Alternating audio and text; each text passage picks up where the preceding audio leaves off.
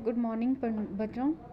हम लोग आज नेक्स्ट क्लास मतलब अगला चैप्टर पढ़ेंगे प्रकाश का परावर्तन। ठीक है।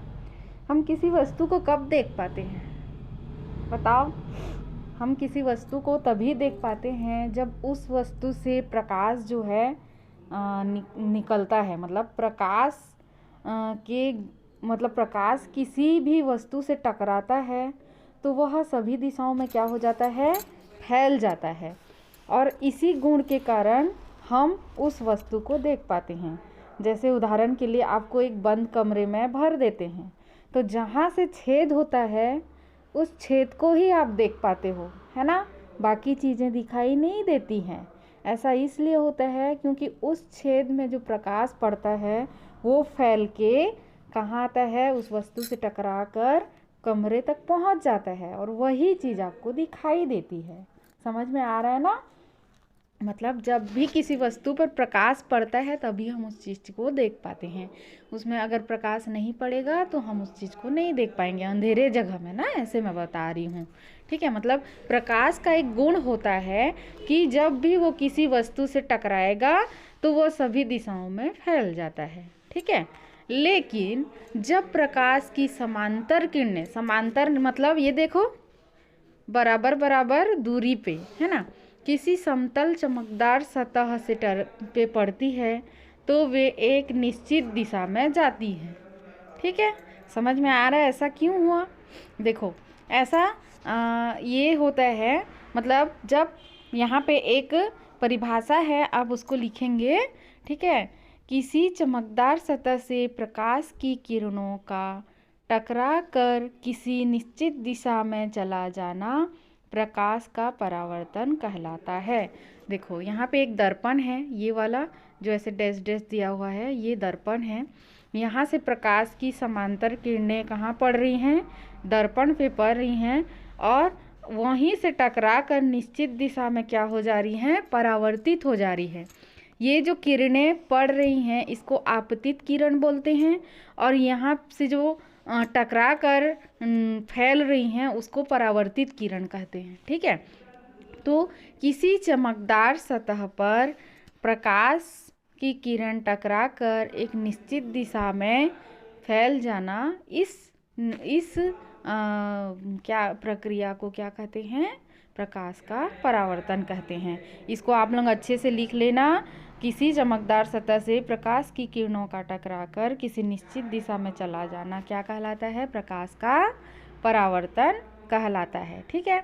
और आपतित किरण जो किरणें आके टकराती है, परावर्तित किरणें जो टकरा कर चली जाती हैं। ठीक है। उसको समझ में आ गया, आपतित किरण और परावर्तित किरण। ठीक है। ये देखो यहाँ पे इसका चित्र दिया हुआ है। मान लो यहाँ पे कोई एक दर्पण है जिसको M और M डैश नाम दिया गया है। ठीक है। यहाँ से एक प्रकाश की किरण A जा रही है जिसको हम क्या बोल रहे हैं, आपतित किरण। किस बिंदु से टकरा रही है, बिंदु O से, जिसको क्या कहते हैं, आपतन बिंदु कहते हैं। इस बिंदु पर टकराया है और फिर यहाँ से वो निश्चित दिशा में परावर्तित हो गया तो ये क्या हुआ, परावर्तित किरण कहलाया। ठीक है। तो यहाँ दोनों के बीच में हम बीचों बीच एक लंब डालेंगे जिसको हम क्या कहते हैं, अभिलंब। इसको क्या कहेंगे, अभिलंब। और आपतित किरण के कोण को आपतन कोण और परावर्तित किरण के कोण को परावर्तन कोण कहते हैं। ठीक है। जिसको आपतन कोण को कोण I और परावर्तन कोण को कोण R से दर्शाते हैं। ठीक है। समझ में आया। तो ये दर्पण द्वारा आपतन कोण और परावर्तन कोण का प्रदर्शन किया गया है। समझ में आ रहा है। यहाँ से एक आपतित किरण आपतन बिंदु पर टकराया और परावर्तित किरण होके निकल गया तो यहाँ पे बीच में हम अभिलंब डालते हैं और दोनों कोण को क्या क्या नाम देते हैं, इस तरफ वाले को आपतित किरण वाले को आपतन कोण, परावर्तित किरण वाले साइड को परावर्तन कोण।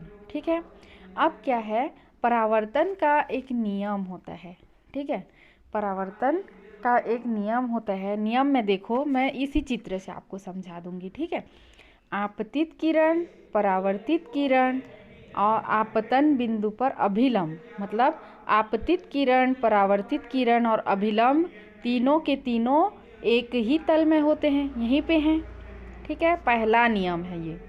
दूसरा नियम, आपतन कोण I और परावर्तन कोण R का मान सदैव क्या होता है, बराबर होता है। मतलब आपतन कोण का मान सदैव परावर्तन कोण के मान के बराबर होता है। ये दोनों कोण हमेशा बराबर होंगे। ठीक है, दो ठो नियम है, इसको आप लोग अच्छे से याद कर लेना। इसमें ऐसे क्वेश्चन आता है, परावर्तन का परिभाषा लिखकर उसका चित्र बनाते हुए परावर्तन के नियम को लिखिए। ये देखो दो नियम दिया है, ये दोनों नियम। ठीक है, आपतित किरण, परावर्तित किरण और अभिलंब तीनों एक ही तल में होते हैं। आपतन कोण का मान सदैव परावर्तन कोण से बराबर होता है। ठीक है, अगर स्कूल में रहते तो मैं इसको प्रैक्टिकल करके बताती तो आपको ज़्यादा अच्छे से समझ में आता। ठीक है, अभी इतना को ही आप लोग लिख लीजिएगा, परावर्तन की परिभाषा और ये चित्र और ये नियम। ठीक है, बाकी मैं नेक्स्ट क्लास में बताऊंगी। ठीक है।